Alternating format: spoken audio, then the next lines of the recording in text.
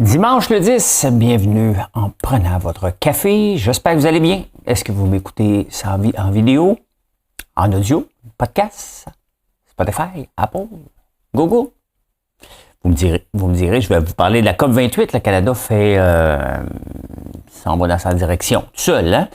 Le REM, ils vont adapter leur communication. Le Bixi, ils vont s'adapter aussi. Il y a ces gens-là oubliés qu'on vivait dans la neige, hein, dans la neige.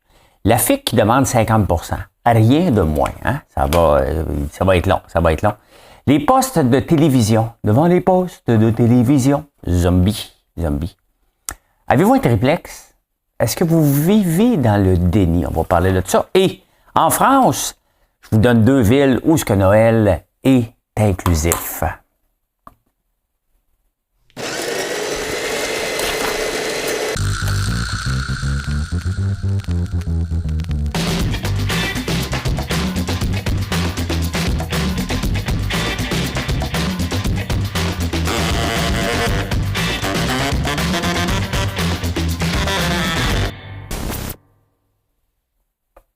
Non, mais ça ne s'invente pas, là. Vous allez voir. Il y a 2 villes où on a changé Noël. Ça se peut que dans votre maison, il y a quelque chose qui vous rend fou. Oui, aussi. Tout d'abord, hein, on parle de la guerre, le Hamas, l'Ukraine et la Russie. Mais il y en a une autre qu'on parle de plus en plus dans les journaux internationaux. Je fais juste une petite parenthèse. Parce qu'on espère que ce ne sera pas le cas. Parce qu'on parle de l'Argentine avec le taux d'inflation, là. Mais il y a un autre fou pas loin qui s'appelle le Venezuela et le taux d'inflation est pas mal plus élevé. On parle de 350%. Et c'est un pays pétrolier, hein, le Venezuela, qui a des réserves à pu finir. Sauf que, tu sais, les réserves, c'est pas juste ça, les autres qui en ont. La Guyane française, j'en ai parlé quelques fois ici, ils en ont trouvé des puits de pétrole incroyables.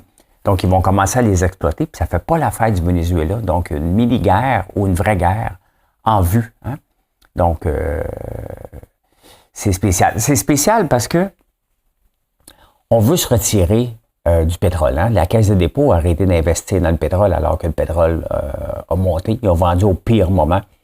Et c'est bien d'être plus dépendant des hydrocarbures. On vient d'avoir la COP28.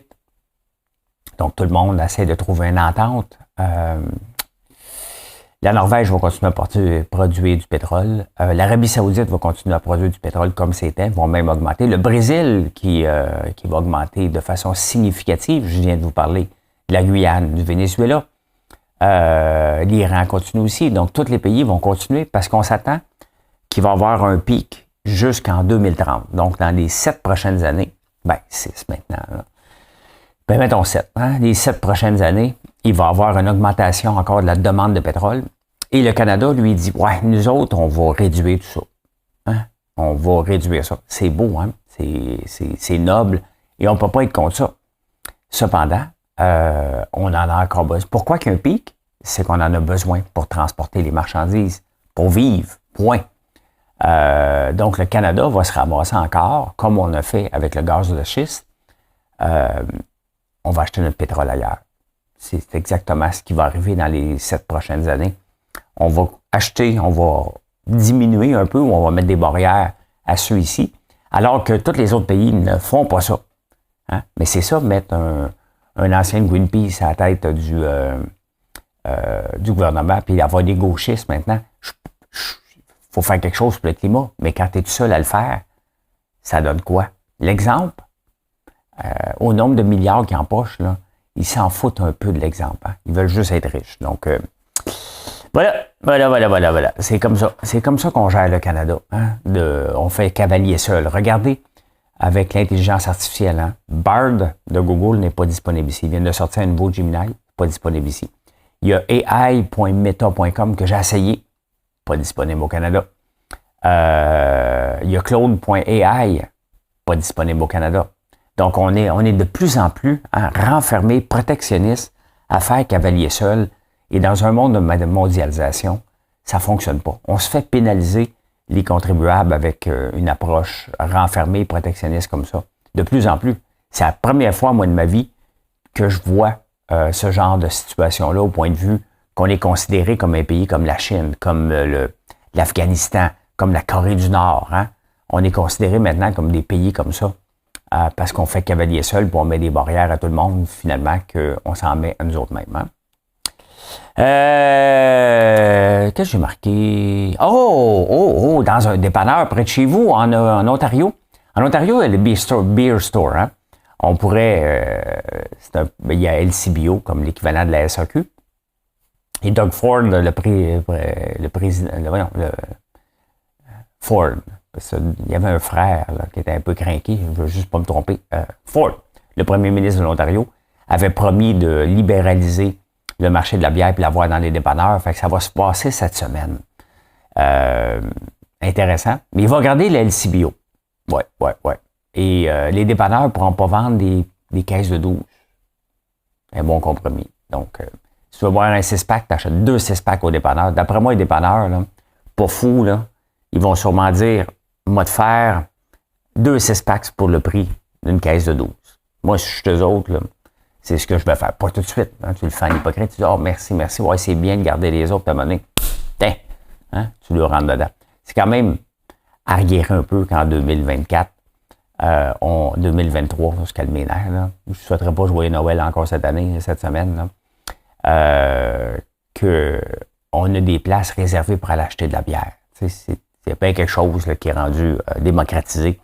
C'est bien ça. On s'en va au Québec. Un beau Québec. On a un beau Québec.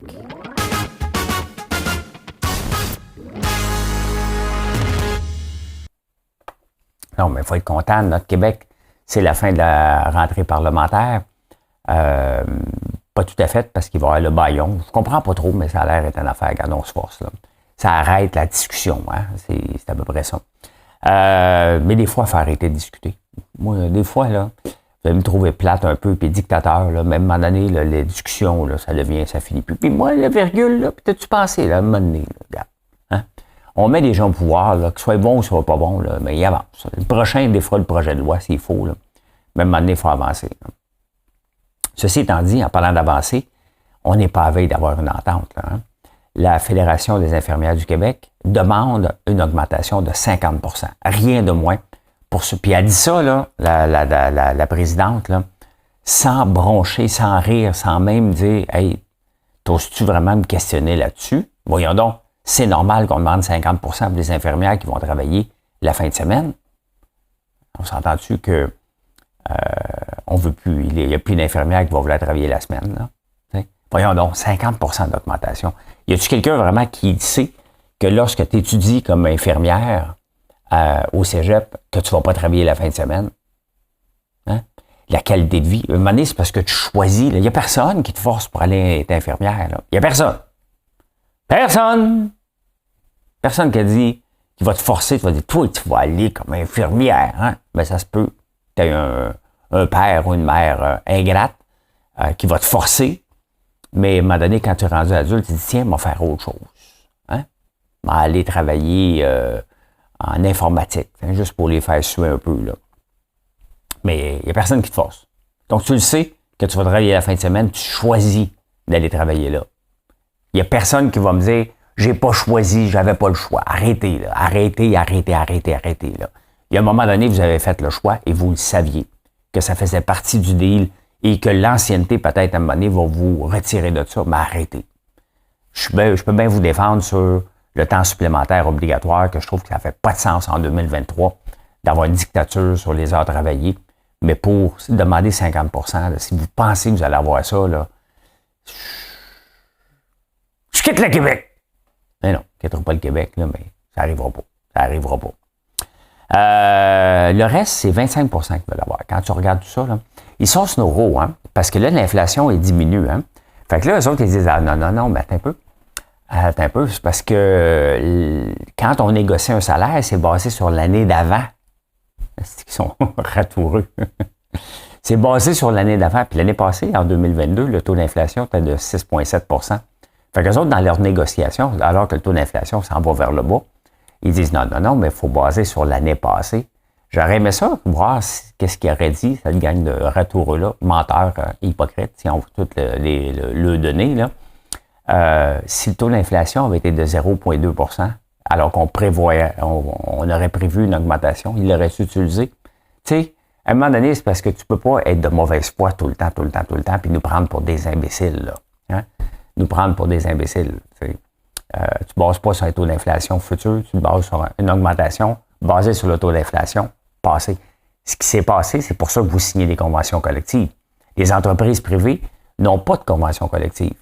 Donc, il y a des années où même les employés ne peuvent pas avoir d'augmentation de salaire parce que l'entreprise ne peut pas en donner. Est-ce qu'il va perdre des employés? Ben oui, ça fait partie du risque, mais c'est comme ça. Hein? Donc, arrêtez. Là. C'est sûr que quand tu signes une convention collective, tu te mets un buffer. C'est la même chose lorsque tu prends un contrat à temps matériel versus à forfait. Donc, forfait, mettons que tu fais une rénovation dans ta maison, le gars va venir, il va dire « Ouais, si tu veux mettre 2 par 4, quelle année ta maison? »« Oui, 1944. » Ouais. Les maisons de 1944, on le sait comment c'est. Hein? Ouais, OK. Ben écoute, ta rénovation de ta salle de bain, ça va être 500 000. Pardon? Oui, mais là, c'est 1944. Là. Ils faisaient des 2 par 4, des vrais. Maintenant, c'est plus des vrais. Il faut que je prenne un buffer. Fait que là, tu dis, OK, d'abord, je vais le prendre taille matérielle. Prendre le risque. Là, tu finis à 25 000. Tu dis, hein, bien fait. Hein? Puis là, ben, tu as ouvert ton mur et c'était pas des 2 par 4, c'était des bâtons d'allumettes. Tu dis, oh, palais, ça va me coûter 250 000. Mais vous voyez, il y a un buffer à prendre. Lorsqu'on prend on signe pour une période de temps, ça vient avec un risque, mais ça vient avec une majoration que vous avez, que les travailleurs privés n'ont pas. Il ne faut pas l'oublier. Ne l'oubliez jamais, OK, dans la négociation, que oui, une partie des contribuables qui vont s'auto-payer l'augmentation de salaire parce qu'ils vont avoir plus de taxes. Donc, les 600 000 personnes, 420 000, on ne s'entend jamais sur le chiffre, là, mais on n'est pas... Si on est à 1 ou 2 milliards de construire un pont, on peut bien être à 420 000 ou 600 000 fonctionnaires, là. Il y a une partie d'eux autres qui sont des contribuables qui vont se payer leur augmentation de salaire. Mais c'est parce que si on va arriver avec un deal de front commun majeur et que les infirmières demandent 50 %, ça serait peut-être le temps de dire aux autres de dire « Hey, toi, ta gueule! » Ben non. Ben, vous regarderez l'entrevue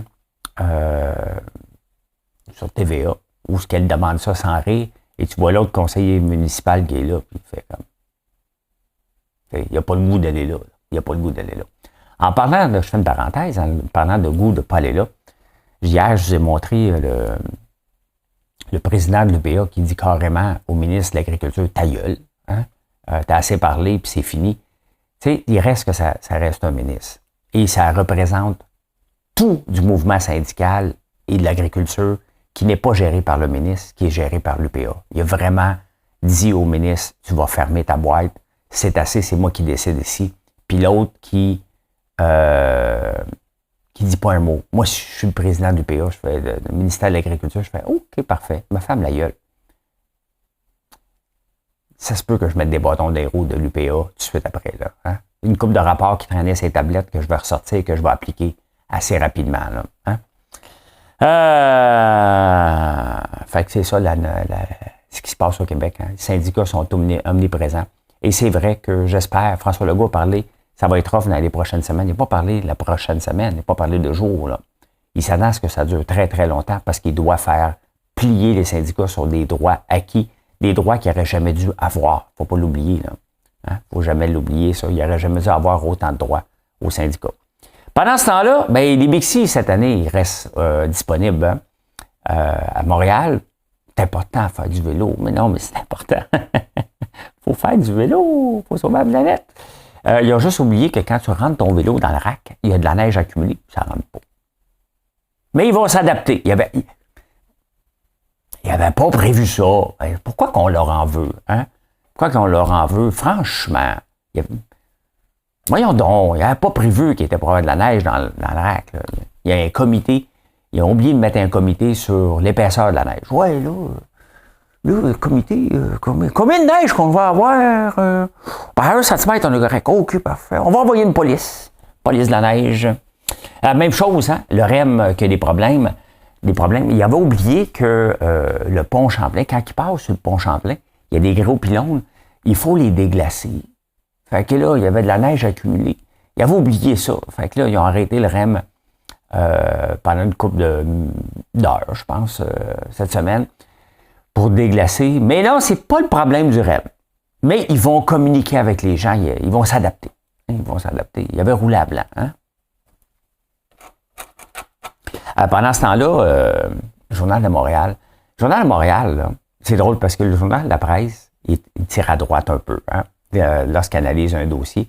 Le Journal de Montréal, c'est François Legault, plié, donné. Non, mais tu vois pas la gang de bacon, la crise de bacon des syndicats à côté. C'est m'amener, ces gens-là sont déconnectés de la réalité. Vous allez me faire croire après ça qu'ils n'ont pas une ligne éditoriale de Pierre-Carl Pellado. Arrêtez, là. Hein? Bien évident qu'il y en a une, là.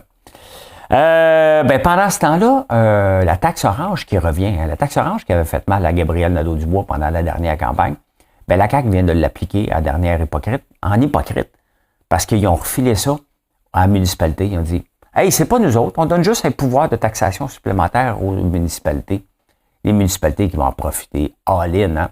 Ce qui est plate avec cette taxe-là, pour les véhicules, c'est que pour financer le transport en commun, on n'a pas mis de l'ordre, alors que Geneviève Guilbeault, elle avait dit « Hey, regarde, on va régler vos finances parce que vous ne savez pas gérer. » Les villes se sont fait dire qu'ils ne savaient pas gérer, puis on leur donne un nouveau pouvoir de taxation.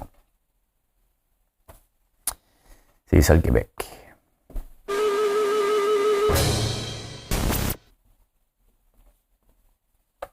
C'est ça le Québec.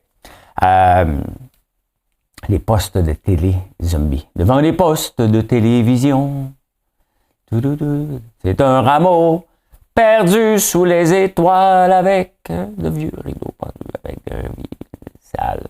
Vous savez, un peu partout au Canada puis aux États-Unis, les postes de télévision, ils nous ont forcés à prendre des bundles longtemps. Hein. On ne peut pas le prendre à la pièce.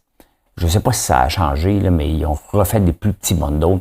Puis le CRTC, c'était pour protéger, protéger les petits postes de télévision. On peut dire, non, regarde, lui, il faudrait qu'il soit mis avec lui, il faut le protéger, il faut que les gens payent pour ce contenu-là.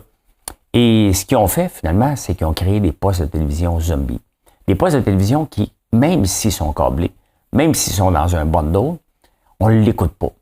Mais eux autres, pour vivre, ont besoin de la pub. Les gens ne mettent pas de pub parce que l'affaire avec la pub à la télévision sont restés avec les mêmes tarifs que dans le temps que ça pognait. Dans le temps, quand on n'avait pas un téléphone pour regarder autre chose pendant les pubs. Parce qu'avant, c'était simple. Hein? Il y avait une pub, tu étais obligé de la regarder ou te lever. Là, tu l'écoutes. Hein? Mais tu as ton téléphone, tu en profites pour ton téléphone. Regarder autre chose pendant ce temps-là. Donc, les tarifs de pub en télévision sont restés les mêmes, sauf que il n'y a pas personne qui en fait, à part les gouvernements, autant américains que canadiens. Donc, c'est du financement hypocrite. Mais donc, on a créé des postes de télévision zombies qui servent absolument plus à rien. Fait que nous autres, on regarde ça, on dit, écoute, je paye pour rien. Fait que finalement, au lieu de juste prendre quelques postes, c'est ce que je voulais faire dernièrement, juste prendre les 3 groupes. Tu sais, dans le fond, on revient à la base d'avant, hein? Revenir à Radio-Canada, TVA, puis Nouveau. Hein? C'est à peu près ça que je voulais, mais je ne peux pas l'avoir. Fait que j'ai décidé de tirer à plug au complet. Vous voyez, la non-flexibilité des organismes qui sont là pour la protéger, et ils ne les protègent pas. Hein? Finalement, et à force de le protéger, dès qu'on joue dans la gestion de l'offre, il y a toujours un consommateur qui vient dicter sa loi. Il n'y a aucun gestion de l'offre qui est capable de corriger ce que le consommateur a décidé qu'il faisait. C'est exactement pourquoi qu'on tire la plug, c'est pour la non-flexibilité. Si je pouvais avoir juste 3 postes pour 3 piastres, je l'aurais gardé. Mais c'est pas rentable pour eux. Et pour moi, ça ne vaut pas la peine de payer des centaines de dollars par mois. Fait que j'ai tiré à la plug, comme bien d'entre vous. Hein? Comment on finance?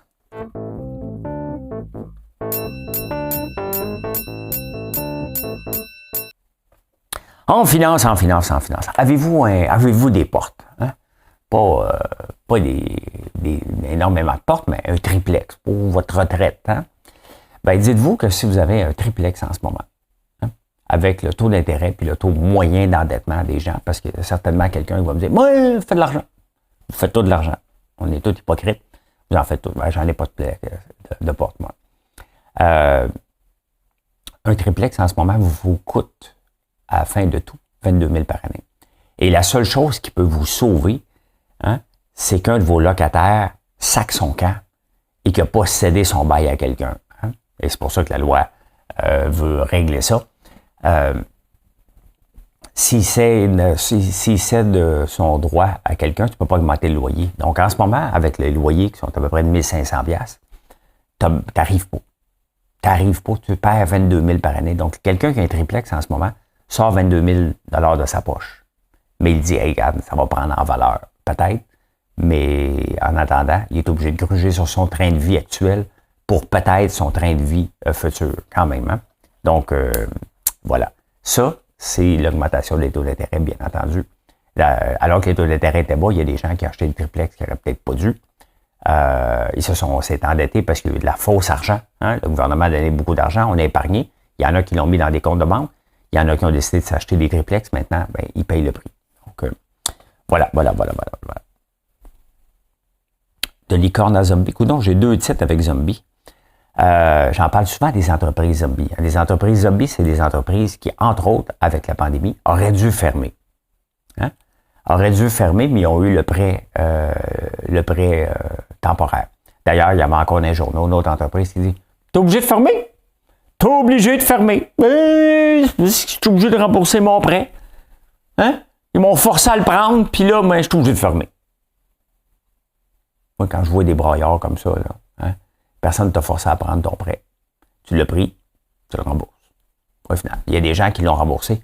J'aimerais ça que les journaux présentent les entreprises qui ont demandé le prêt, qui l'ont remboursé, puis qui ont dit, regarde, ça m'a aidé pendant ce temps-là, mais je savais très bien dans quoi je m'embarquais, que c'était un prêt, et je l'ai remboursé, ou je vais le rembourser. Montrez-nous aussi des entreprises qui respectent la loi, qui respectent le contribuable. Le contribuable qui a prêté de l'argent aux entreprises qui viennent broyer après ça, qui disent, je ne le rembourserai pas, puis je ne suis pas capable.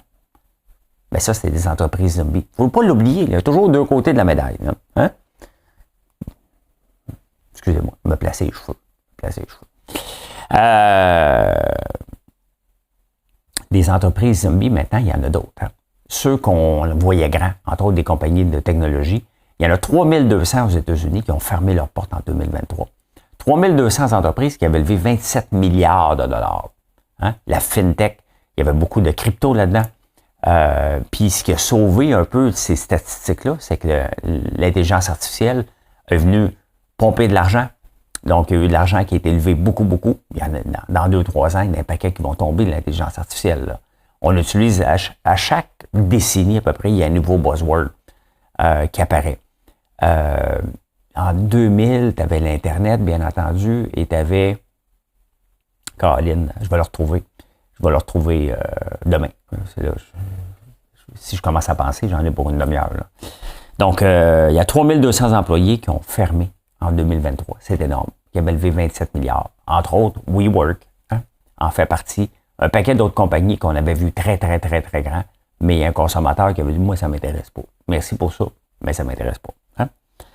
Quelle est la 3e compagnie? Un quiz ce matin. Quelle est la 3e compagnie la plus capitalisée au monde? Hein? Je parle tout le temps du Magnificent Seven, mais il y en a une qui se glisse en 3e, qu'on oublie d'en parler souvent, parce qu'elle n'est pas à la bourse de Toronto. Aramco. Mais sont-tu là? Je sais pas. Aramco. Aramco, qui est la compagnie de pétrole de l'Arabie Saoudite. Il y a Apple qui est la plus riche. Il y a Microsoft. Il y a Aramco après. Et ça va très bien. Elle a augmenté depuis la COVID. Là, je vous présente Exxon parce que je n'ai pas trouvé Aramco. Regardez ExxonMobil. Hein. En 2021, l'action valait à peu près 40$. Et maintenant, elle en vaut 100$. C'est une augmentation de 200% en peine 3 ans. C'est le pétrole. Le pétrole qu'on est supposé ne plus utiliser, la batterie électrique qui est supposée arriver. Et regardez ExxonMobil qui monte. On va regarder Aramco. Ils sont à la bourse. Aramco. Marché saoudien Aramco. Sont-ils là? Je sais pas. Non, ils ne sont pas à la bourse. Mais eux autres aussi, hein, même chose. Donc, si on regarde sur 5 ans, 2021, 25,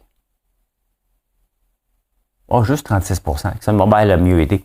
Mais vous voyez, hein, le pétrole a toujours le vent dans les voiles. Ça va être là encore pour un méchant bout de temps. Donc, est-ce qu'il fallait se retirer? Est-ce que la Caisse de dépôt, considérant tous les mauvais deals qu'ils ont fait, fallait qu'ils se retirent du pétrole en 2021 comme ils ont fait? La réponse est bien évidemment non. Hein? Même si ça avait été que 36 mais il fallait être green, plus green que green, alors qu'on l'utilise. C'est hypocrite. Est-ce que les taux d'intérêt vont diminuer? Tout le monde attend ça. Hein? L'or a remonté, le Bitcoin a monté. Le Bitcoin a eu une semaine complètement folle. Je suis déçu. Je suis déçu que la crypto-monnaie augmente autant parce que vous allez revenir à rêver en couleur. Vous allez revenir à de rêver en couleur en pensant que c'est l'infini, ça, tout ça. Là. Yo, le Bitcoin, ça c'est Shiba. Bitcoin, 43 000. Hein. Regardez sur un an.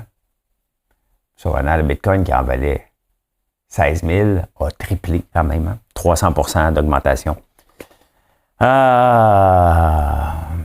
Est-ce que les taux d'intérêt vont diminuer? Pas vraiment. Pourquoi? Parce que la création d'emplois est dans le tapis aux États-Unis. Donc, la pression inflationniste, elle est là. Il va falloir avoir plus de chômage. Les taux d'intérêt sont au moins appelés à rester stables, mais c'est très, très fragile l'équilibre. Très, très fragile. On s'en va aux insolites. Des très bons insolites, vous allez voir.